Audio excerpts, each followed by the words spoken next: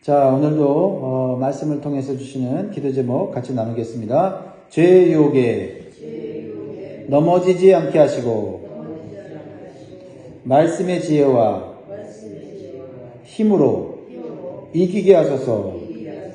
아멘. 우리 믿음의 성도들은 이 땅에서 이기는 삶을 사는 존재입니다. 그러므로 오늘도 죄와 싸워 이기시고 유혹과 싸워 이기시고 마귀와 싸워 이기시기 바랍니다. 하나님의 말씀은 죄를 깨닫게 해줍니다. 또한 죄와 죄의 유혹을 이길 수 있는 힘과 능력과 지혜를 줍니다. 그래서 부모는 자녀들에게 하나님의 말씀을 명령으로서 그리고 법으로서 가르칠 필요가 있습니다. 20절 보세요. 내 아들아 내 아비의 명령을 지키며 내 어미의 법을 떠나지 말고 라고 말씀하고 있습니다. 솔로몬은 아들에게 아비의 명령과 어미의 법을 지키고 떠나지 말라고 가르치고 있습니다. 왜 그럴까요? 이 세상은 죄악이 가득하고 죄를 죄라고 말하지 않는 어둠 속에 있기 때문에 그래요. 오히려 악한 자들이 죄를 부추기고 죄의 쾌락에 빠졌을 때 모든 것을 다 뺏어가요. 죄를 짓게 만드는 자들이 죄의 결과를 알려주지 않습니다. 그래서 자녀들의 마음속에 선악을 분별하는 말씀이 없으면 죄악에 쉽게 유혹을 받고 죄의 위험에 빠져서 인생을 망칠 수가 있기 때문에 그렇습니다. 그래서 부모는 하나님의 말씀을 마음에 새기도록 자녀들의 목에 매주어야 한다라고 말했어요. 목에 매줘야 된다. 이 말씀을 오늘 마음에 좀 깊이 묵상하고 새기시기 바랍니다. 자녀의 목에 말씀을 어떻게 메워줄 수 있는가? 21절 그것을 항상 내 마음에 새기며 내 목에 매라. 이스라엘 부모들은 자녀들에게 하나님의 말씀을 어려서부터 가르치고 말씀을 종이에 써서 몸에 지니고 다니도록 교육을 했어요. 그래서 테필린이라고 하는 그런 상자에다가 자녀들이 기억해야 될 죄에 넘어지지 않도록 세상의 유혹에 넘어지지 않도록 하나님 말씀을 적어 놓았어요. 그래서 그것을 항상 몸에 지니고 다니도록 교육하였습니다. 특별히 신명기 6장의 말씀을 쉐마라고 하는데 이 말씀을 마음에 새기도록 온갖 열심을 다했습니다. 부모들이 말씀이 아이들 몸에 붙어 있도록 아이들 눈에 보이는 게 말씀이 되도록 했다는 거죠. 근데 이것은 하나님의 명령이었어요. 신명기 6장 4절에서 9절의 말씀을 읽어드립니다. 이 쉐마라는 말씀이에요. 이스라엘아 들어가 우리 하나님 여호와는 오직 유일한 여호와이시니 너는 마음을 다하고 뜻을 다하고 힘을 다하여 내 하나님 여호와를 사랑하라.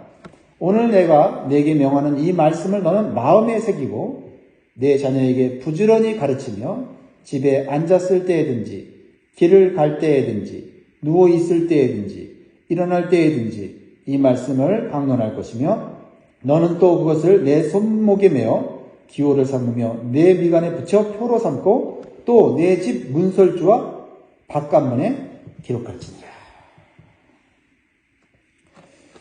하나님께서는 자녀들이 하나님을 사랑하도록 가르치고 하나님의 말씀이 눈에 보이도록 손목과 미간에 붙이고 집을 드나들 때마다 하나님 말씀이 눈에 보이도록 하라고 하셨어요. 그래서 자녀들이 언제 어디서나 누웠을 때나 길을 갈 때나 또 어디에 있든지 하나님 말씀이 그 마음속에 생각나고 또 그 말씀이 그 자녀를 지배하도록 했다는 겁니다. 왜 이렇게까지 해야 합니까? 이 세상은 눈에 보이는 온갖 죄의 유혹과 또 그 죄를 미화하는 그러한 여러 가지 많은 홍보를 메시지를 전달하고 있어요. 어떤 메시지입니까? 죄를 지어도 괜찮다는 메시지를 보내고 있어요. 그리고 죄가 아니라고 하는 메시지를 계속해서 보내주고 있어요. 특히 오늘날은 더욱 심하죠. 영화, 드라마, 인터넷, 영상물을 보면 정말 그 성적인 자극과 유혹이 난무하고 있어요. 그리고 혼전의 성관계나 결혼 밖의 외도를 매우 아름답게 포장하고 있어요. 그래서 성에 대해서 매우 개방적이고 그리고 그것이 시대의 흐름이고 대세인 것처럼 느끼게 만들어서 도덕적으로 성적으로 무디게 만들고 타락하게 만들고 있다라는 겁니다. 통제되지 않으면 그 인간 마음속에 있는 정욕과 그러한 욕심이 죄악으로 또한 멸망으로 치닫게 만든다라는 겁니다. 그런데 하나님의 말씀이 마음에 새겨진 사람은 그 말씀이 그 마음과 정욕을 통제하고 이길 수 있는 힘을 준다는 거예요. 하나님은 그것을 너무나 잘 알고 계시기 때문에 부모들에게 그렇게 강력하게 실제적으로 구체적으로 그 말씀이 자녀들에게 마음에 있을 수 있도록 하라는 거죠. 왜요? 22절 보세요. 그것이 네가 다닐 때에 너를 인도하며 내가 잘 때에 너를 보호하며 내가 깰 때에 너와 더불어 말하니. 예, 말씀이 그 심령 안에 새겨진 자녀들은 그 말씀에 의해서 이끌림을 받아요. 잘 때도 그 말씀이 그 자녀를 보호해주고요. 깨어나올 때도 그 말씀이 그 자녀를 보호해주고 그 말씀과 대화를 할 수 있게 마치 이 말씀이 살아있는 인격체인 것처럼 대화할 수 있게 해준다라는 겁니다. 그래서 우리 자신과 자녀들을 죄악으로부터 보호하는 길은 세상이 주는 메시지보다 더 열심히 말씀이 마음에 새겨지도록 하는 거예요. 세상이 끊임없이 거짓된 메시지와 성적인 그러한 유혹을 줄 때 우리는 우리 자녀들에게 그보다 더 많이 하나님의 말씀을 그들에게 들려주면 되는 거예요. 우리가 쉬고 우리가 나태하면 우리 자녀들은 그 마음속에 세상의 것들이 새겨질 수밖에 없다는 거예요. 그러니까 이건 영적 싸움이죠. 영적 싸움이에요. 말씀을 그 자녀들에게 가까이 하게 하고 어떻게든 그 말씀이 목에 매어 있게 하고 그 말씀을 기억나게 하면 그 말씀은 생명력과 운동력이 있어서 그 자녀를, 그 사람을 진리의 길로 이끌어 간다는 거예요. 그리고 언제 어디서나 그 말씀과 대화를 하면서 선과 악을 분별하게 된다. 하나님 말씀은 어둠 속에 등불과 빛의 역할을 해준다고 말씀하고 있어요. 23절입니다. 대저 명령은 등불이요 법은 빛이요 훈계의 책망은 곧 생명의 길이라. 왜 하나님 말씀을 등불이요 빛이라고 합니까? 우리가 낮에는요 등불이 없어도 어떤 길이 옳은지 알 수가 있고요. 가는 길에 함정이 있거나 장애물이 있으면 그것을 알아볼 수가 있어요.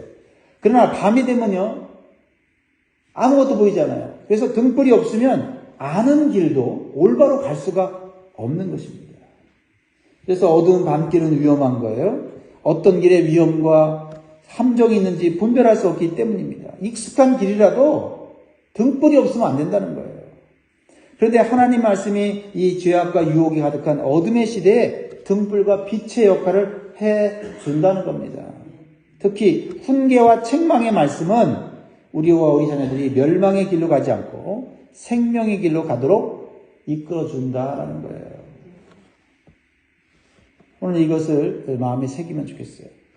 사람의 마음에 말씀이 없으면 결국 어떻게 됩니까? 눈에 보이는 세상 기준을 따라서 살게 되고 육신의 정욕을 이길 힘이 없어져요. 무엇보다도 성적인 유혹을 받았을 때 넘어지게 되고 그로 인해서 받는 대가와 고통과 불행은 너무나 크다는 거예요. 세상은 그거를 가르쳐주지 않아요. 세상은요 그대로 그 죄의 유혹에 빠져 넘어지면 그때부터는 도와주지 않습니다. 그래서 잠언은요 다른 죄보다도 성적인 죄에 대해서 여러 차례 위험성을 강조하고 있어요. 5장에도 얘기하고 있고요. 오늘도 얘기하고 있고 내일도 또 얘기해요. 왜 다른 죄보다도 이 성적인 죄를 이렇게 강조하고 있는 걸까요? 잘 알다시피 우리는 도덕적으로 타락하고 성적으로 음란한 시대에 살고 있어요. 성적 자극이 강한 소설과 웹툰과 영화 그리고 대중음악이 인기를 얻고 있어요. 인기를 얻으니까 더 많이 사람들이 만들어내는 거예요. 인기가 있으니까요. 사람들의 정욕을 이용해서 그런 것들을 만들어내고 재물을 얻어내는 겁니다. 그래서 아직 분별력이 없는 자녀들이나 혈기왕성한 젊은 자녀들은 성적으로 음란한 행위를 낭만적이거나 자연스러운 현상처럼 느끼게 만들고 있어요. 여기에는 이미 타락한 어른들의 책임이 큽니다. 그런데 이것을 깨닫게 해주고 성적인 유혹을 이길 수 있는 힘을 주는 것은 훈계의 말씀밖에 없다는 거예요. 잠언에서는 성적인 유혹이 어떻게 오는지를 가르쳐 주죠. 크게 두 가지로 온다고 말해요. 첫째는 달콤한 말로 성적인 유혹이 온다고 말을 합니다. 24절에 이것이 너를 지켜 악한 여인에게 이방 여인의 혀로 호리는 말에 빠지지 않게 하리라. 사람은요, 달콤한 말, 나를 위한다는 말, 나를 사랑한다는 말, 너에게 유익이 된다는 말, 이것은 괜찮다고 하는 그런 아주 말을 교묘하게 하는 사람의 말에 혹 빠지게 돼 있어요. 사람의 마음속에는 이 정욕이 있거든요. 그래서 겉으로 달콤하게 포장된 말을 분별할 수 있는 지혜가 없으면 성적인 유혹에 넘어지게 된다는 거죠. 성적인 유혹에 넘어져서 그 사람의 인생을 송두리째 빼앗아 가는 거예요. 두 번째로는 눈에 보이는 아름답고 화려한 모습으로 성적인 유혹이 온다고 말을 합니다. 25절에 네 마음에 그의 아름다움을 탐하지 말며 그 눈꺼풀에 홀리지 말라. 사람은 아름다운 것에 매력을 느끼고 화려한 것에 끌리게 돼 있어요. 그러나 하나님 말씀은 겉으로 보이는 아름다움, 겉으로 보이는 화려함에 미혹당해서는 안 된다고 말해요.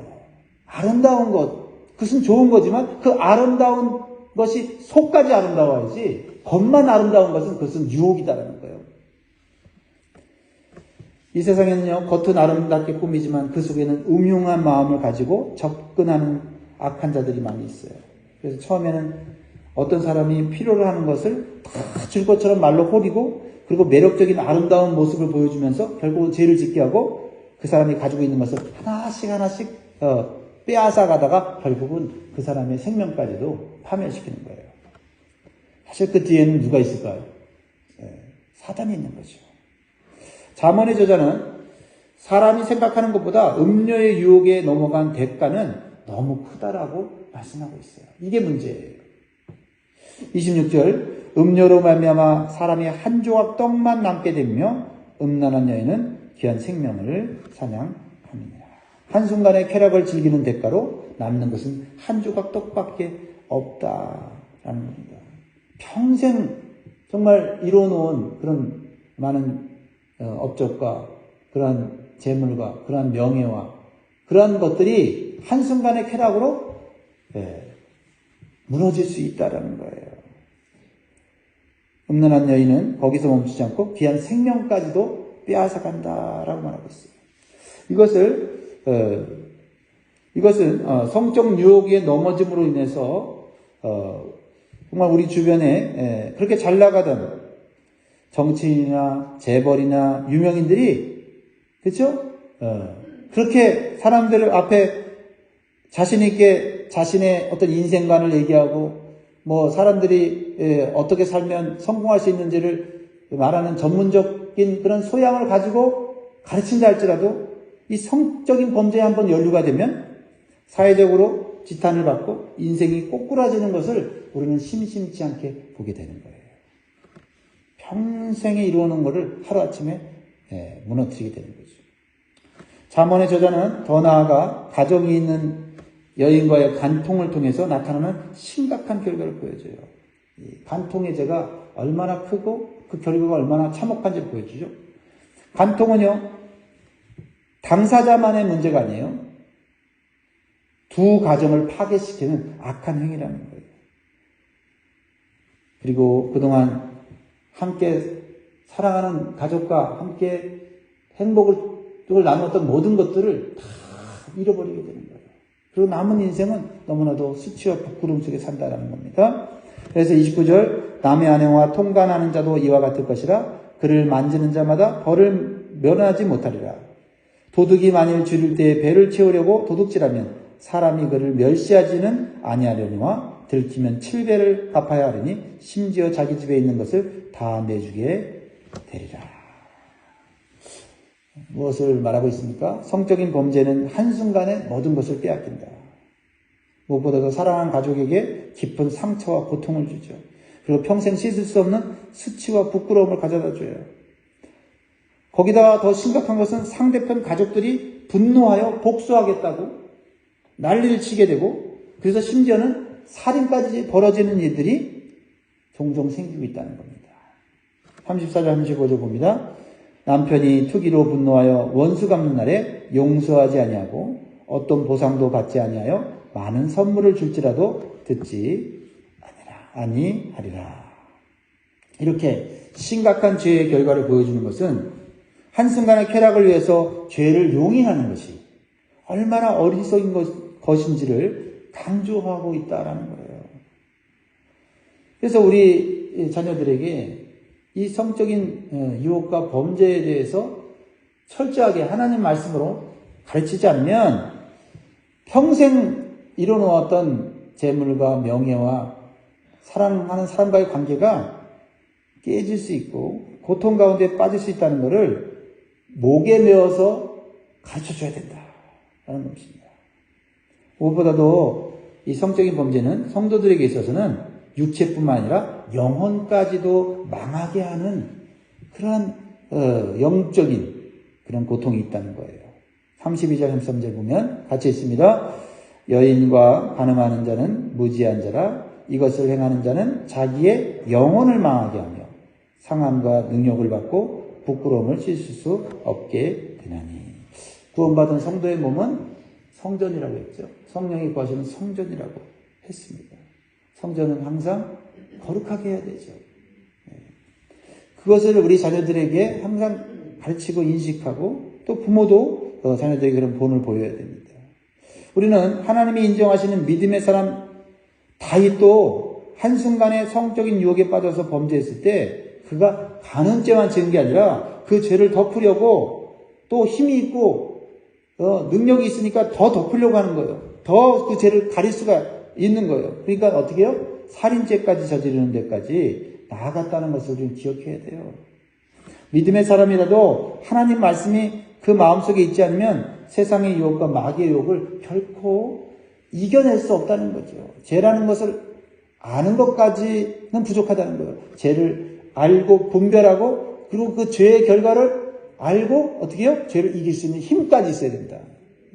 그러니까 죄를 아는 거는 사실 예전에 읽은 말씀으로 알 수 있어요. 깨달을 수 있어요. 그러나 그 죄를 이길 힘은 오늘 그 말씀이 내 안에 있어야 된다는 거죠. 그래서 매일매일 우리는 그 말씀을 마음에 새겨야 된다는 거죠. 그래서 매일 아침마다 신선한 하나님의 말씀을 우리가 양식으로 먹고 그 말씀을 훈계의 말씀으로 받아들여서 우리가 세상에서 그저 잘 되는 것만을 바라보는 것이 아니라 세상이 나를 유혹하고 내가 쌓아놓은 신앙과 믿음과 영적인 그런 유산들 그리고 우리가 누리는 세상의 그런 재물과 하나님이 주신 것들을 다 빼앗길 수도 있다는 것을 항상 경각심을 가지고 하루를 시작해야 한다라는 겁니다. 사랑하는 성도 여러분, 우리는 이 세상이 주는 모든 것이 결코 우리를 유익하게 하지 않는다는 것을 특별히 유익하게 해주겠다고 말로 호리는 자들의 그 유혹을 분별할 수 있어야 합니다. 그리고 무엇보다도 그 유혹으로 인해서 대가를 치르게 될 죄의 결과를 생각할 수 있는 지혜가 있어야 될 줄 믿습니다. 우리는 우리 자신과 우리 자녀들이 세상과는 거꾸로 가는 거룩한 삶을 살도록 날마다 훈계의 말씀을 마음에 새기는 시간을 일부러 가져야 될 줄 믿습니다. 잘하겠지, 잘해라. 이런 걸로는 안 돼요. 사람은 육신과 또 죄성을 갖고 있어서 하나님 말씀으로 훈계를 해야 돼요. 하나님 말씀으로 같이 그 말씀으로 마음에 새기는 작업이 필요합니다. 그것만이 우리의 가정과 자녀들을 죄로부터 보호하고 승리하는 생명의 길로 가게 될 줄 믿습니다. 기도하겠습니다.